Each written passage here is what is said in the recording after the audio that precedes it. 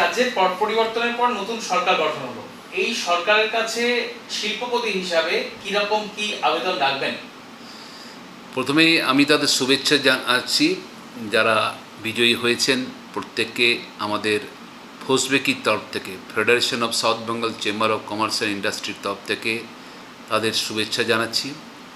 আমাদের এক্সপেকটেশন একটাই, যে শিল্পায়ন হোক, বাংলায় আবার তার হৃদয় গৌরব ফিরে পাক। এবং আসানসোল শিল্পাঞ্চলে বিশেষ করে বলতে চাই, আমরা চাই আসানসোল যানজট মুক্ত হোক। এত চারিদিকে রোড এনক্রোচমেন্ট এবং রোডে তো ওয়াইডেনিং হচ্ছেই না, তারপর এনক্রোচমেন্ট হয়ে যাচ্ছে। যানজট মুক্ত আসানসোল, এবং তার জন্যে যেটা করা দরকার, আসানসোলের জিটি রোডের উপরে একটা ফ্লাইওভার করা দরকার। সেই ফ্লাইওভার আমরা চাইছি। এবং এবার আনন্দের সঙ্গে বলছি যে আমাদের অগ্নিমিত্রা দিয়ে এবার তো পৌর মন্ত্রী হয়েছেন, তার দায়িত্ব বেড়েছে, খুবই গুরুত্বপূর্ণ দপ্তর।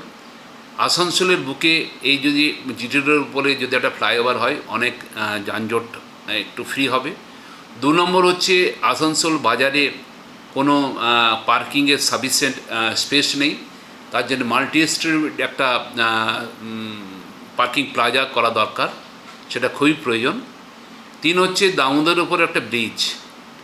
দামোদরের উপরে ব্রিজ হলে বাঁকুড়া পুরুলিয়ার সঙ্গে সংযোগ হবে, যেটা আমাদের প্রপোজ এয়ারপোর্ট হয়েছে রিভার সাইডে, তার লাগোয়ায় যদি হয় সেটা খুবই ভালো। এবং সেটা মনে হয় আমাদের মাননীয় মন্ত্রীর প্রায়োরিটি লিস্টে রয়েছে। এবং আসানসোলের মেডিকেল কলেজ কয়েকটি দরকার, তাহলে আমাদের স্বাস্থ্যের জন্য যারা বাইরে যাচ্ছে, বাইরে যেতে হচ্ছে, আমার মনে হয় মেডিকেল কলেজ যদি হয়, যেটা আমরা এর আগেও আমরা শুনেছিলাম ইএসআই হসপিটালের ভিতরে একটা মেডিকেল কলেজ হবে, এবং প্রাইভেট সেক্টরে টেকনো ইন্ডিয়া শুনেছিলাম যে একটা হবে। এগুলো হলে আসানসোলে অনেক উন্নতি হবে। এবং তার সঙ্গে সঙ্গে যেটা দরকার, আসানসোলে যে সমস্ত বন্ধ কলকারখানা রয়েছে, হয় সেগুলো খোলা হোক, কিংবা সেই জমি অধিগ্রহণ করে ছোট ছোট এমএসএমই যারা ছোট ছোট স্মল স্কেল ইন্ডাস্ট্রি করে, তাদের মধ্যে বিতরণ করা হোক।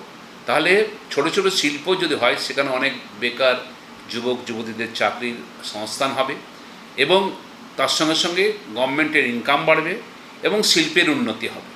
আমার মনে হয় যে সমস্ত বন্ধ কারখানা রয়েছে, বার্নস্ট্যান্ড রয়েছে, আমাদের হিন্দুস্তান কেবলস রয়েছে, আমাদের অক্সিজেন রয়েছে, ব্লু ফ্যাক্টরি রয়েছে, গ্লাস ফ্যাক্টরি রয়েছে, দুর্গাপুরে হিন্দুস্তান ফার্টিলাইজার রয়েছে, এমএসএমই রয়েছে, আমাদের রানীগঞ্জে আরও বহু কারখানা রয়েছে। সেইগুলো যদি করা হয়, আমার মনে হয় আসানসোলে তার পুরনো অতীতের হিত গৌরব ফিরে পাবে।